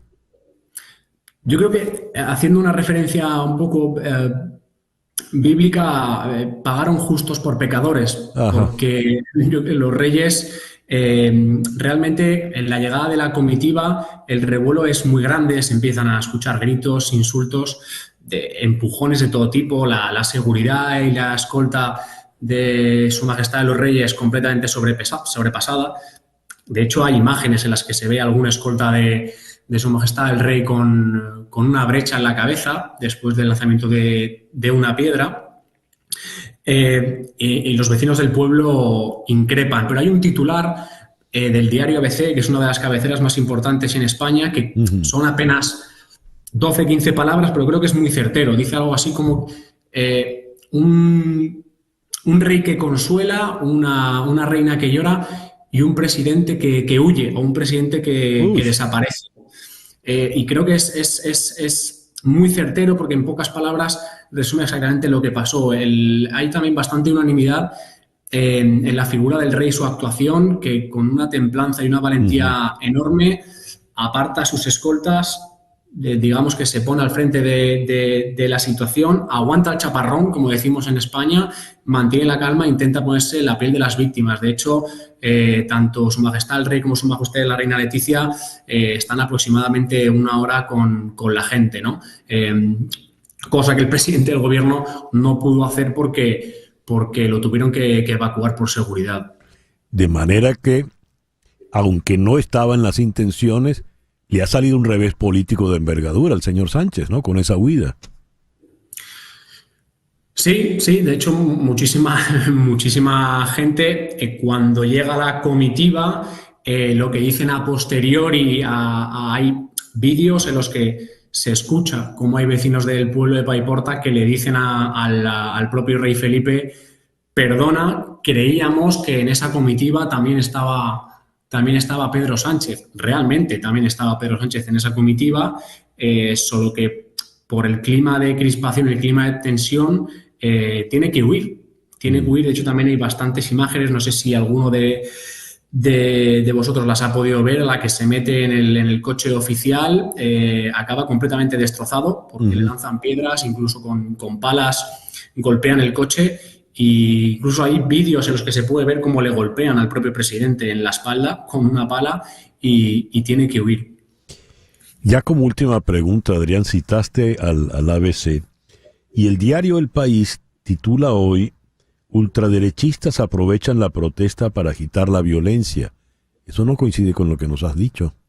No coincide porque a mi juicio y todos los compañeros que han estado allí, lo que me han contado es que no es así, que lo que había en Paiporta eran vecinos crispados. Lo que había en Paiporta era el panadero, era el hombre encargado del comercio local, era el hombre de la ferretería, era el hombre del supermercado, era el hombre de la zapatería. Lo que había en Paiporta eran vecinos que llevan 5 días quitando todo tipo de escombros de su casa, habiendo perdido a familiares, en situaciones agónicas, sabiendo que hay familiares encerrados en garajes que por la falta de ayuda y por la falta de rescate todavía no han podido entrar a rescatarlos, que seguramente ya den por muertos. Y lo que había en Paiporta era un caldo de cultivo muy tenso de todo tipo de gente. Si algo ha caracterizado estos días este suceso, ha sido que se ha despolitizado por completo. Toda la gente ha mostrado una labor humana encomiable, han apartado por completo cualquier tipo de signo político por una cuestión de sentido común, y en Paiporta habría gente de extrema derecha, habría gente de izquierda, de derecha, de centro, de arriba y de abajo, pero no había ninguna organización concreta detrás de todo este suceso, en absoluto. Lamentable que se haya se dé un titular como este, ¿no? Pero en fin, así son las cosas. Adrián, te agradezco mucho que nos hayas atendido en el programa de hoy. A usted, don César, un saludo muy grande. Gracias. Adrián Collado es periodista y nos está hablando precisamente desde Valencia, ha dado un testimonio muy, muy completo. Y sí hay que resaltar la solidaridad de las gentes. Yo he sido testigo en 2 momentos como venezolano, cuando Vargas, que se parecía mucho a lo que ocurrió en Valencia, y mucho más atrás, yo era un adolescente, cuando el terremoto de Caracas. En esos casos, cuando viene la situación extrema, la solidaridad siempre aflora. 10:38 de la mañana. Anote usted este número, 305-344-1071. La doctora María Trina Burgos ya está aquí en el estudio. Bienvenida, doctora. Buenos días, un placer como siempre, César Miguel. Por acá ya me empezaron a hacer preguntas. Fíjate, el entrevistado está hablando en medio de la tragedia y soltó 2 refranes. Sí. La masa no está, el horno no está para bollos. Y el de chaparrón. Pagaron justos por pecadores. Ah, esa no lo oí bien. Ok, buenísimo. Bueno, ¿qué trajiste por ahí mientras esperamos la llamada? ¿Estamos ahí ya el Instagram? Okay. Sí. Mientras esperamos la llamada, me quedé en blanco y usted tenía preparados un montón de refranes. Bueno, le vamos a pedir a los oyentes que en los próximos días también ellos nos manden unos refranes chéveres. Aquí tengo una pregunta que me mandaron. Ahora no la encuentro porque es que han escrito mucho. Bueno, la pregunta de rigor que tengo todo el tiempo desde hace una semana, César, es ¿qué va a pasar con inmigración después de las elecciones? Exacto, bueno. Proceda a responder eso, que es tan delicado. Bueno, no preocuparnos todavía sin saber resultados. Sabemos que el presidente electo entra en enero. El presidente Biden todavía tiene chance de hacer cualquier cosa en materia migratoria, sobre todo el TPS para los venezolanos. Entonces yo sé que es fácil decirles, no nos preocupemos todavía hasta que no veamos los resultados. Ahora, en la parte de las votaciones, a los ciudadanos americanos, las personas que ya son ciudadanas y pueden votar, pues que ejerzan el derecho al voto, porque hay un dicho que dice que si no vota, luego no se queje. Entonces, yo les digo, por supuesto, que aprovechen esta gran oportunidad de ejercer el derecho y el deber al voto. A ver, el señor Carlos Pérez Riera. Buenos días. Estamos aquí por el parol. ¿Podemos viajar a México a visitar a nuestra hija? Bueno, no. Normalmente el parol humanitario, podría usted sacarse un parol de viaje, pero primero se demora casi un año y no es conveniente porque una de las causales en que se termina el parol humanitario es con saliendo del país. Entonces, el hecho que le aprueben un parol para viajar no quiere decir que luego no vaya a perder el parol humanitario. Entonces, allí, mucho cuidado, es peligroso viajar fuera de los Estados Unidos. No sé si la hija que van a visitar pueda venir a visitarlos a ustedes. Sería lo ideal. Sería lo ideal. El amigo Emilio en la ciudad de Houston. Emilio, buenos días. Hola, buenos días. Gracias por la oportunidad. A ver, ¿qué le preguntas a la doctora? Doctora, una pregunta. Yo tengo asilos pending y como muchos venezolanos solicité el TPS, pero mis pasaportes ya están vencidos y quisiera pedir el parol, el advance parol para ir a tramitar el pasaporte. La pregunta es, si yo salgo con el advance parol, mi caso de asilo quedaría desestimado y solamente quedaría con el TPS, o quedaría bajo la misma situación de haber salido y tener ambos estatus. Bueno, que no son estatus, pero sí, ambos casos. Entendido, Emilio. Bueno, aquí como dice el dicho, Houston, we have a problem. No, ok, la salida del advance parole. El advance parole es el documento que te van a dar a través del TPS. ¿Por qué? Porque si sales con el otro documento del asilo, entonces vas a perder el TPS. Entonces, el advance parole es el documento para regresar a Estados Unidos. Entonces, en la parte de los pasaportes, que solamente tengo información de las personas que me dicen lo que han hecho para los pasaportes. No tengo una información acertada completamente de cómo están haciendo los venezolanos para sacar el pasaporte. Entonces, hay mucha gente que dice, Colombia te acepta con el pasaporte vencido entrar, ¿no? Porque lo que tienes que buscar es qué país te permite entrar con el pasaporte vencido para sacar el pasaporte, porque el advance parole es para regresar. Eso no hay ningún problema con eso, ¿ok? Y la pregunta tuya de que si pierdes el asilo, eso también está por verse, en el sentido que puede ser cuando tú entres, te aceptan con tu TPS y en algún momento que te llamen a la entrevista de asilo te digan, bueno, usted salió con un parol que no era el del asilo, entonces perdió su asilo. Pero todavía ni te preocupes, ni pienses lo que va, porque puede ser que tampoco te digan nada, ¿ok, Emilio? Muy bien. Muchísimas gracias, Emilio. Les recuerdo el número 305-344-1071. 305-344-1071. Mientras llega la llamada, aquí están... a ver, chiquito como un ratón y cuida la casa como un hombrón. León. Ah, como un león, pensé. Era como un león. El candado. Ah, pero eso son adivinanzas. Son adivinanzas. Que las mandaron por acá. Pero mira lo que nos manda Isis Rojas. Vamos bien, dijo el pavo en la puerta del horno.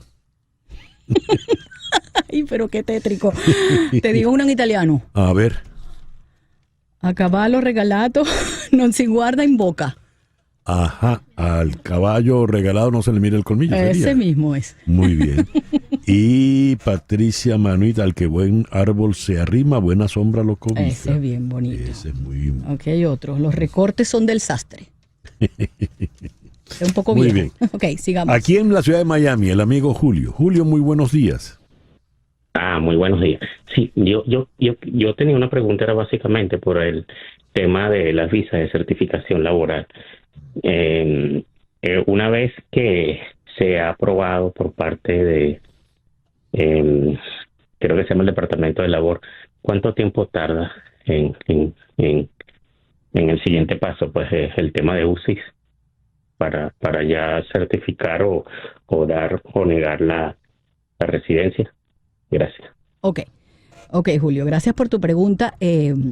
No te voy a regañar porque no es un regaño, pero cuando las personas me preguntan por el tiempo, yo siempre les digo, bueno, pero si yo te digo que va a demorar 1 año o 2 o 3 o más, tú no vas a hacer el procedimiento si te digo que va a demorar 4 o 5 años. Entonces, la idea es que hagas el proceso igual, ¿no? Entonces, yo te voy a decir más o menos el estimado. Cuando ya te aprueban el certificado laboral, que lo aprueba el Departamento del Trabajo, viene ese que se demora como 1 año, un poquito más. Viene entonces la I-140 y el ajuste. Dependiendo de si hay visa disponible para tu categoría, entonces puedes aplicar al ajuste de estatus. La I-140 tiene lo que se llama un proceso Premium Processing, que puedes pagar $2,805 más y te lo aprueban en 15 días. Pero esa es la I-140, no el ajuste de estatus, que es la residencia. Entonces, la residencia se demora más o menos todo ese proceso entre 2 años y medio a 3 años, ¿ok? Pero la pregunta que te hago yo a ti es, si yo te digo esa cantidad de tiempo, tú no vas a hacer el proceso igual porque es mucho tiempo. El tiempo pasa inexorablemente, ¿ok? Dios mío. Hasta con reflexión, pues salió el regaño. Claro que sí. Josefina Hernández te pregunta, soy venezolana y estoy optando a la nacionalidad mexicana. ¿Es posible en el futuro nacionalizarse en Estados Unidos? Por supuesto que sí. No tiene ningún problema.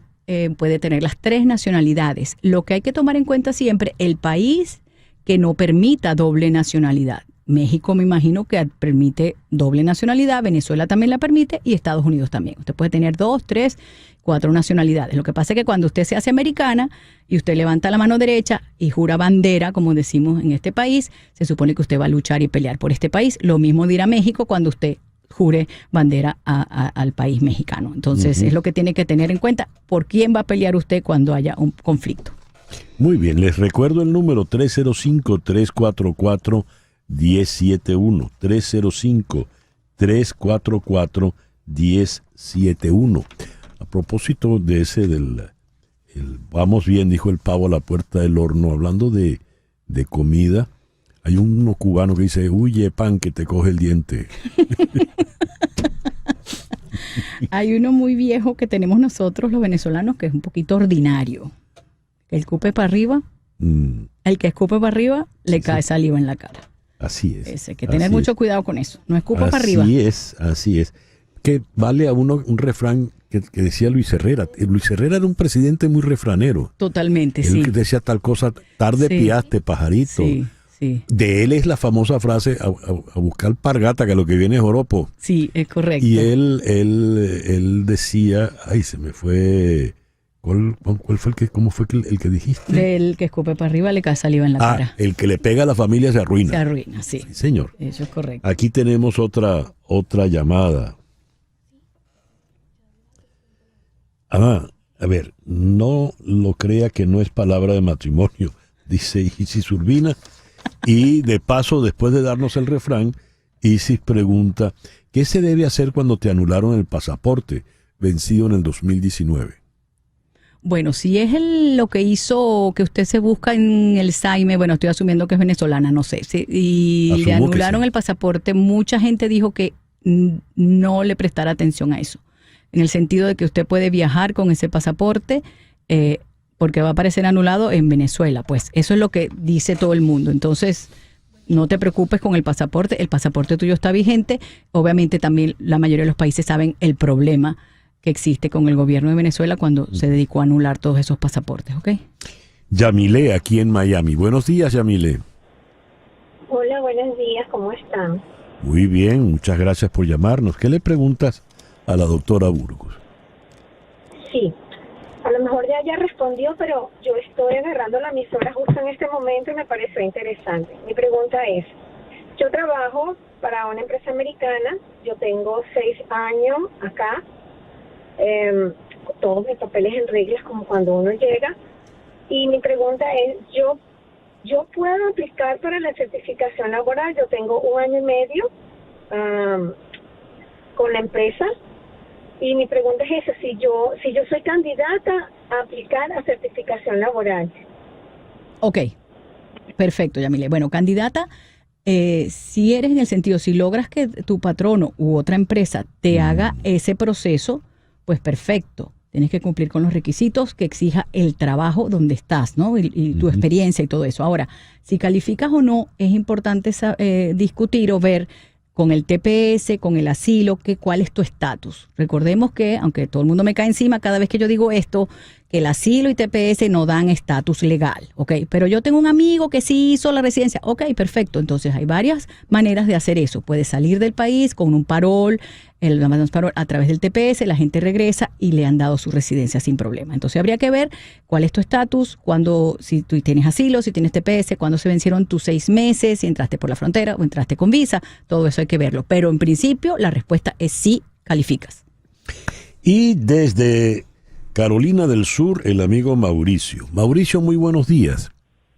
Hola, buenos días, César Miguel. Saludos para tu audiencia, para ti. Yo he sido receptor de su programa y quiero hacerle una pregunta a la doctora María Trina, no sin antes saludarle. Muchísimas gracias por llamarnos. ¿Qué le preguntas a la doctora?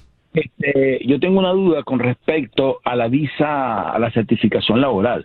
Tengo amigos que ellos hablan de la certificación laboral y ellos dicen que tiene que ser solicitado por un empleador, o sea, que justifique que tú vas a ocupar el puesto de una persona que no lo puede cumplir aquí en los Estados Unidos. Sin embargo, tengo otros amigos también que lo hacen con sus años de experiencia, con su profesión. Ellos tienen su profesión, tienen un determinado tiempo de experiencia, creo que es un requisito indispensable. Yo quisiera saber si yo pudiese aplicar a cualquiera de las dos. Yo soy ingeniero de petróleo y tengo 12 años de experiencia ejerciendo mi profesión. Entonces quisiera saber, aclararme ese punto. ¿Es necesario que una persona me solicite como empleador o yo lo pudiese hacer de manera personal? Ok, Mauricio, un saludo para ti también. Muchas gracias por tu pregunta. Exactamente, aquí está el dilema con las categorías EB1, EB2 y EB3. La EB2, que es el National Interest Waiver, que es cuando tú te pides a ti mismo porque tú vas a hacer un beneficio para este país. Entonces ahí te vas a saltar el certificado laboral. Esa es la EB3. Entonces la EB3 necesitas un empleador. La EB2 no necesitas una oferta de trabajo de un empleador, sino que tú le vas a decir a Estados Unidos, yo soy lo máximo en petróleo o en lo que yo hago y voy a hacer un beneficio para este país. Entonces, hay muchos rumores, la gente habla mucho, hay que revisar tu resumen y entonces ver si calificas. Hay cosas que están de moda, tienes que tener mucho cuidado con eso porque a veces es demasiado para ser verdad, demasiado bueno para ser verdad. No estoy diciendo que no califiques, pero sí, en estos momentos no puedo decirte calificas o no, pero sí existen esos dos procesos, ¿ok? Muy bien. Y bueno, llegamos ya al cierre. Gracias a los que llamaron y esperamos el próximo lunes. Dios mediante con los resultados de las elecciones. Bueno, obviamente, sí. Los resultados estarán mañana, pero sí, para ver qué vamos a hacer. Ya de ahí sabremos. Si lloramos o reímos. Reír llorando. Reír llorando. Gracias por todo, César Miguel, y a tu equipo maravilloso que tienes aquí. Gracias. María Trina Burgos, tu abogada venezolana de inmigración. Recuerda el número de su oficina, 305-468-0044. 305-468-0044. Una pequeña pausa y ya regresamos. FM. Esta noche a las 9 por TVV Network es Goy con Goisé de la Súa desde España. Y a las 10 al terminar Goisé, una nueva emisión del show de George Harris. Todo esto por TVV Network. Y a las 8, la última con Carla Angola. A las 9 es Goy con Goisé de la Súa y a las 10, George Harris por TVV Network. Ese redoblante a mí se me quedó y todavía lo tengo. Es ese redoblante obstinado que nos va marcando esa marcha del bolero de Ravel. Y digo que se me ha quedado porque ayer en el Arts Center, aquí en Miami, tuvimos un concierto extraordinario de la MISO, la Miami Symphony Orchestra, y cerraron con una brillante interpretación precisamente del bolero de Ravel. Vamos a conversar con su director, el maestro Eduardo Marturet. Eduardo, muy buenos días. Muchas gracias por atendernos en esta mañana. Buenos días, Miguel. ¿Tú estabas en el concierto ayer? ¿Cómo no? En primera fila. ¡Qué maravilla! Sí, señor, en primera fila. Estuvo brillante, de verdad. Quiero felicitarte de los mejores conciertos que he visto con la MISO. ¿Eh? Es que la orquesta cada vez está sonando mejor, sin duda. Sí, Yo ahorita señor. que venía de una gira por Europa, la comparación es interesante. La orquesta está sonando muy bien. Sí. Qué bueno que estabas ayer, me contento muchísimo. Sí, señor. Y estuvo muy bien el concierto de piano de Ravel y la sinfonía número 7 de Dvorak. Sí, sí. Ahora, qué bueno. ¿Qué viene en el resto de la temporada, Eduardo? Mira, tenemos conciertos claves en el Arts Center, como habrás visto, uno ahora en febrero dedicado a la música de Chopin, después tenemos otro en marzo donde le hacemos honor a Emilio Estefan, se llama The Soundtrack of My Life, Ajá. donde resaltamos toda la labor extraordinaria artística que ha hecho el gran Emilio Estefan. Y después cerramos en mayo con un concierto dedicado a las madres, el 11 de mayo. Eso es el Ars, pero nosotros tocamos, como tú sabes, todo el tiempo en todas partes. Este jueves, esta misma semana, el 7 de noviembre, tocamos un concierto dedicado a las mascotas. ¿Cómo es eso? ¿Cómo es eso? Me llamó la atención. El Pet Symphony, ¿no? Pet Symphony, sí. Bueno, es un concierto cuyo repertorio tiene mucho que ver. El subtítulo es My Crush on Dogs, Birds and Cats. O sea, mi amor, mi pasión por los perros, los pájaros y los gatos. Y toda la música es alrededor de ese tema. De hecho, yo estoy estrenando una obra que estoy escribiendo justamente para eso, que se llama You Are My Cacatú. Tú eres mi cacatúa. Ajá. ¡Qué bien! que utiliza los sonidos de una cacatúa. De hecho, una guacharaca, porque me gusta cómo suenan las guacharacas que las cacatúas, pero yo la llamo por eso digo, tú eres mi cacatúa. Y lo estamos convirtiendo en un ringtone para ponerlo en tu celular si tú quieres. Muy bien. Eso va a ser el jueves, Eduardo. El jueves 7 de noviembre en el Palm Court del Design District. Muy bien. ¿Y qué otro concierto nos viene luego en Flagler el 15 de noviembre? El 15 de noviembre, en Doral el 15 de diciembre. Y así todo el tiempo estamos tocando. Excelente. Muchos conciertos al aire libre, conciertos extraordinarios. O sea, es una actividad que no termina nunca. Pero de verdad te felicito. La orquesta anoche sonó de primera, de verdad, sonó muy, muy bien. Y los invito este jueves porque puedes traer a tus mascotas. Ajá. Pasar muy bien. Lo que te estaba contando, esta pieza que yo le escribí a la cacatúa, tiene un ringtone que tú puedes utilizar en tu teléfono y se lo dedicas a alguien especial que tú quieres que te llame. Así será. Eduardo, te felicito de verdad y muchísimas gracias por atendernos en esta mañana. No, y te felicito por tu programa extraordinario. Siempre te escuchamos. Muchas gracias. Un abrazo, gracias. Saludos gracias a Tina. Gracias, mucho. El maestro Eduardo Marturet, y hoy se nos fue el tiempo. Es que va. Ya ustedes saben muy bien quiénes son los que trabajan aquí. Gracias por permitirnos estar allí. Y a las 11:01, Dios mío, qué vergüenza, qué tarde para variar, Barbarita. Pitos.